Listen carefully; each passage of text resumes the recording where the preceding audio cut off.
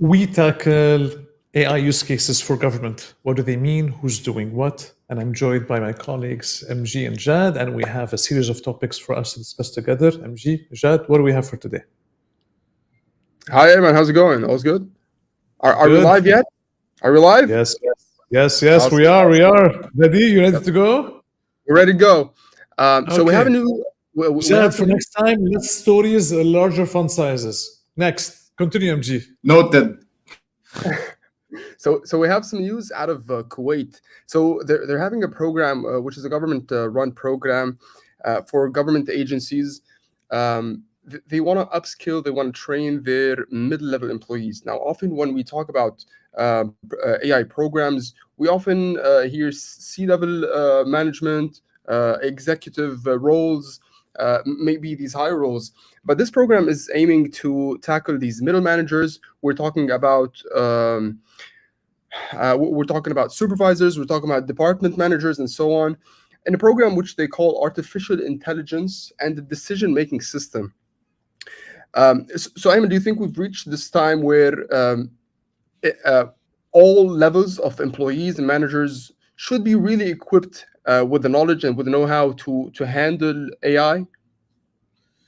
When I'm answering questions for government entities about how best to roll out AI within their organization, a common misconception I see is that, okay, they want to focus on their senior management to give them the licenses and the tools and the training.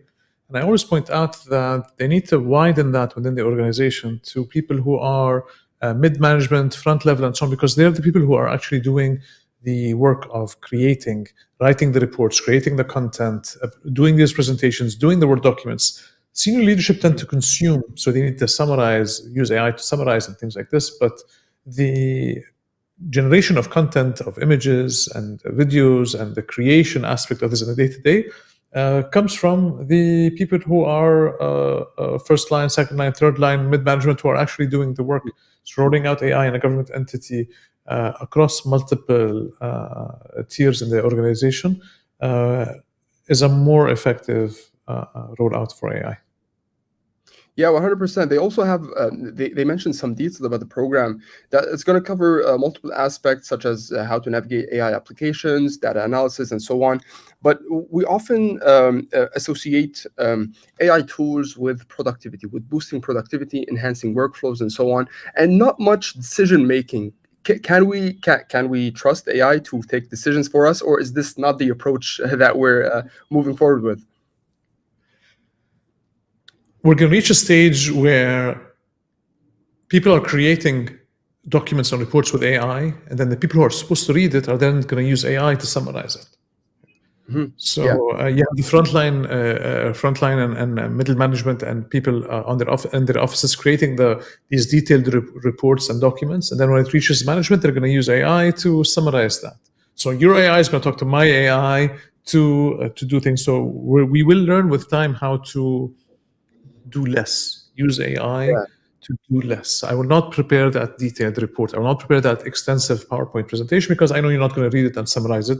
So I might as well write everything as a summarized bulleted list from the beginning because I know that's the end result that you need. And to reach that stage, you're going to have to talk with the recipient, say, look, are we going to waste each other's time having our AIs talk to our AIs? What do you need? I'll take care of it from the beginning. Yeah, I kind of cut off there just a bit, but I got the gist of what you said. AI is going to take over the world, and you cannot trust it. And you have 3 more weeks. Oh, that in 2-3 seconds! Wow. Okay. Yes. I mean, awesome. Yeah. I mean, one would say that let's hope that they don't take the decisions or they don't take action. So MG says one would say, as in it's what's his going. I heard people say. One would say, I want to be associated with what one would say, but one would say that, yeah, I mean, let's hope that they're not the action. I mean, they can help us take decisions, but let's not make them take decisions and take actions for these decisions. I mean, will we see AI robots taking decisions on our behalf? They're called AI agents. They're available today. They're going to be much more available later, where they will book tickets on your behalf, tickets to events, concerts, flights. They will change things. So they will take action. So they will find the solution for you, and recommend it, and then on your behalf, they're gonna make the payment, cancel it, reschedule the meeting you and I have together. So those are AI agents, and that's a natural progression of where we're heading. So yes, they're providing information, and they're making decisions, and they're taking actions as well. Hence the 3 Yeah, I weeks. mean, it's the full loop, it's the full cycle. So we're gonna have to see what comes ahead. Yeah, I think AI agents are nice, and especially as you said, Ayman, AI is taking over the world, especially in Indonesia, which they have 4 new use cases. The first AI one being agents are nice, and I can see us cutting off this video, this clip from Jad, and we use it as AI a is parallel with a very destructive AI agent that took a major decision where it drained somebody's Web3 wallet, sold everything. AI agents are nice. AI agents Yeah. are nice. Yeah, that's Yeah, hopefully. So the first use case being the Ministry of Communication, which is using AI to detect fake news, the AI generated fake images, videos that are released to the public.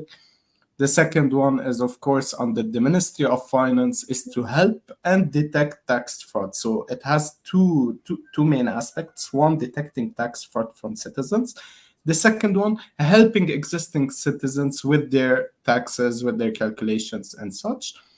The third one is we talked about something similar previously. It's similar to the UK's use case, which is from the Ministry of Health. They're using AI to scan, to feed it the scans, radiology, X-rays, and such to identify patterns or if they have any specific disease.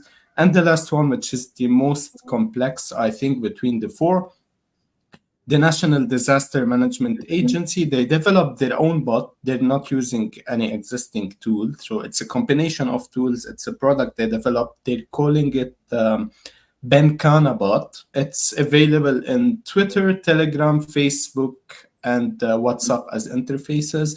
And it helps citizens communicate with it during real life disasters. So telling them what to do, where are the safe areas to go, what to do in case of an earthquake, in case of a flood. So Ayman, what do you think about these 4 use cases, especially the fourth one about the disasters? Because I think some countries really need it. So looking at an AI use case to support relief efforts such as natural disasters, usually it involves trying to get in touch over the phone or email or in person with people who are in charge of relief efforts, providing aid and water and shelter and answering a lot of these questions. Where do we go? What's the closest center to me? Do I qualify for this help or not? What government entity do I go to for this case or that case?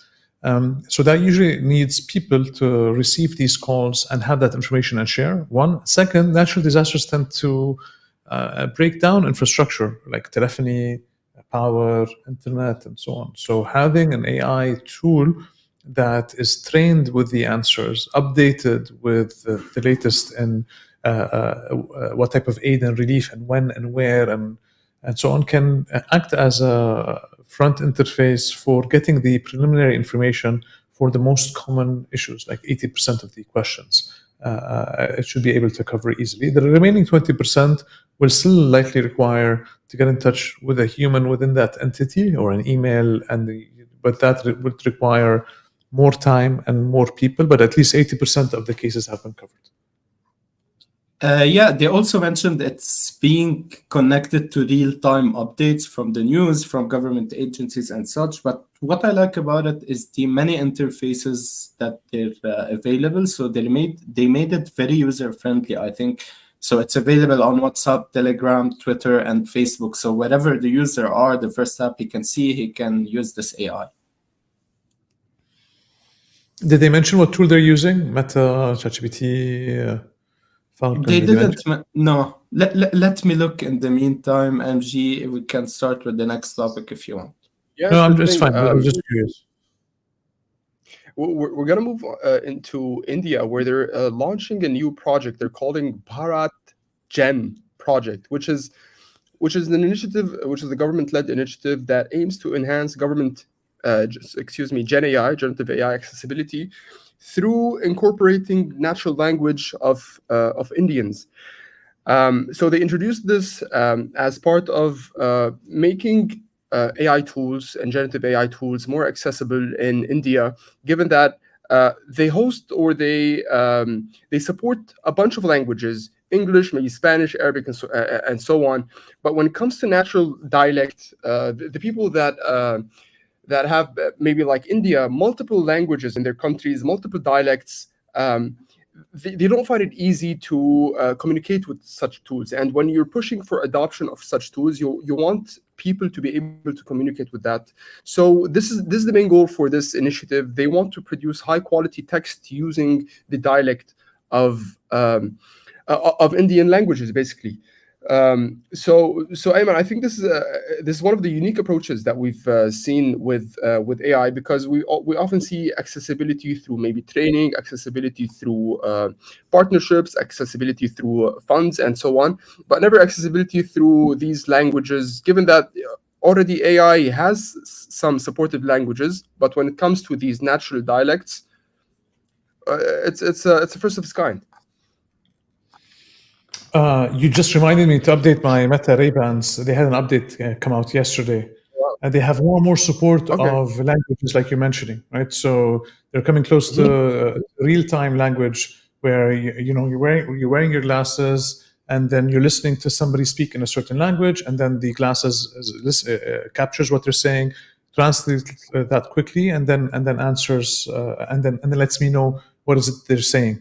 So that type of live language translation is becoming more common, and the feedback I've been getting from many who have been using that before this type of language translation, they're drawing a parallel between science fiction, Star Trek. They had a universal language translator where it listens to whatever language it is around the universe, with all those species that we haven't met yet, and can answer and provide a live translation.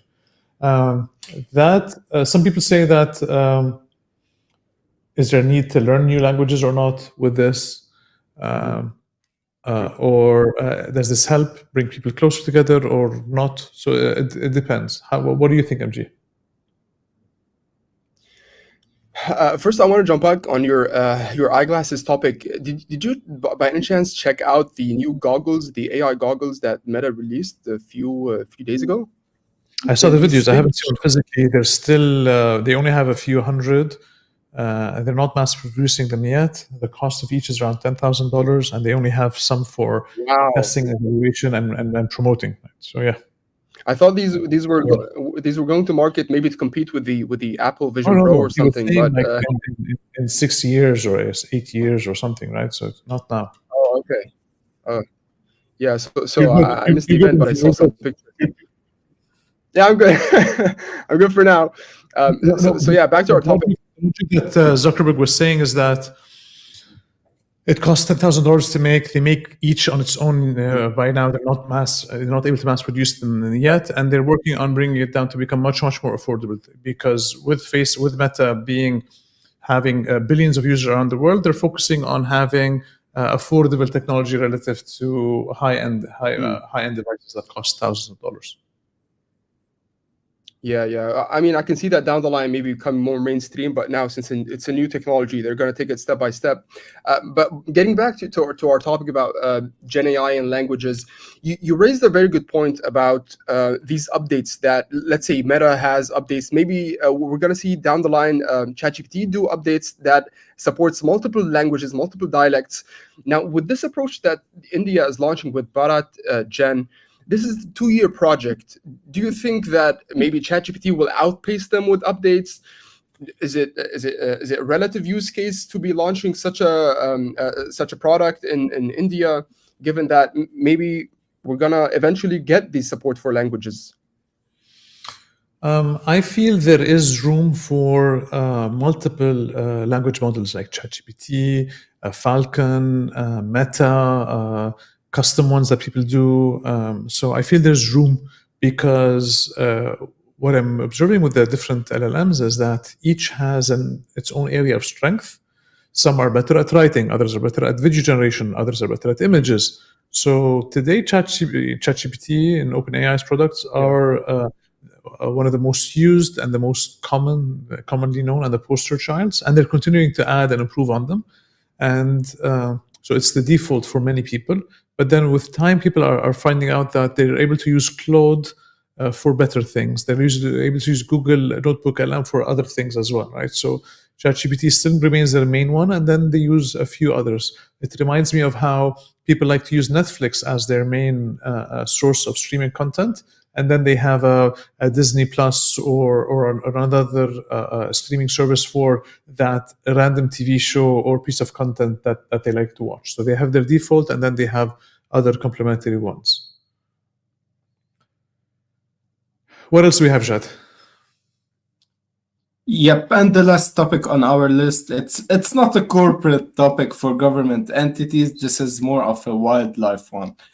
So the Vivotech, an AI company, they developed a solution specifically to preserve or to identify and prolong the life of seals in Australia. So the technology, it's a camera, it's AI powered. It doesn't require any electricity by wires or such. It's solar powered, and it's connected to the monitors by 4G connectivity.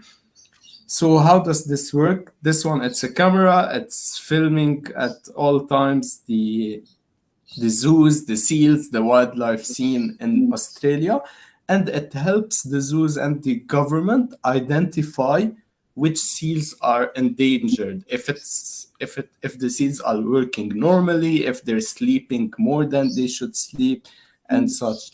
So, Ayman, while other governments are focusing on enhancing efficiency, helping their own employees, creating more opportunity, and improving the citizens' lives and facilitating their needs, what do you think about this use case, which purely focuses on seals and animals? So there's walk me through the setup of this. There's a camera that's AI enabled that watches nightlife and not nightlife. So that was wildlife. Thank you. And what does it do later? Does it flag changes, or what's the use case on that? Exactly. When it identifies a change, it flags it to the people monitoring the cameras. But this already happens with IP cameras today. So IP cameras today have always had this, even before AI was hot. They've had where it monitors a certain location out in the wild, and then if something comes in the field of vision of the camera, it uses technology to turn it on, to record, to detect changes, or so on. And now with AI, it's easier to do so now. But there'll be much more use cases. I see much more use cases towards this. And of course, your refrigerator is going to be AI enabled, your toothbrush is going to be AI enabled, everything's going to be AI enabled, including these types of cameras that are out in the wild. Yeah, I think this is close to the Indonesian government, who created the AI software for fishers to identify where there is a high density of fishing. We discussed this like 2 weeks ago. The concern. What is MG? I said there's a common theme with wildlife, with nature, with animals. Somebody has to pay for this, MG, at the end. AI technology is going to be expensive. It's expensive to record, it's expensive to analyze, expensive to store. You need computing power. Somebody has to pay for this. So I know we're talking about use cases that the government is using for fishermen and protecting wildlife and so on, but somebody has to pay for all of this. These are not revenue generating. And the audience who's using them, which are the fishermen or people who are caretakers of nature, they tend to be less interested in technology than an office worker, less exposed to technology than an office worker. They don't want to. So there's a lot of training, capacity building, and so on for people who might not be, they've been able to do things quite comfortably for decades without the change in this. So I'm skeptical on such use cases. I mean, I would think that maybe they're using wildlife as a testing ground. Maybe they can tweak this technology, they can monitor it, they can update it, and so on. And finally, they launch it and say, "Hey, we're ready to implement it in corporate settings and maybe government settings and so on." Given that the core technology can be replicated and used elsewhere. The core technology is analyzing video footage to identify patterns. It could be on the floor of a manufacturing facility where they want to look at the defective products and things that are not working well, or debris or things like this. It could be for security footage coming into a building or on the street or on the or traffic cameras or so on, if they're looking for a specific type of car and car plate and so on. It could be wildlife in the example that you were giving of having being able to monitor wildlife if you want to protect and improve that type of wildlife. So at the end, the core of this comes to using AI to analyze video footage for whatever use case that the government is trying to address. Yep, 100%. That's it from our side for today. Thank you for joining us. These are the use cases, AI use cases for government that we've tackled today. We are live every Thursday at 5 p.m. Dubai time. Thank you for joining, and see you next week.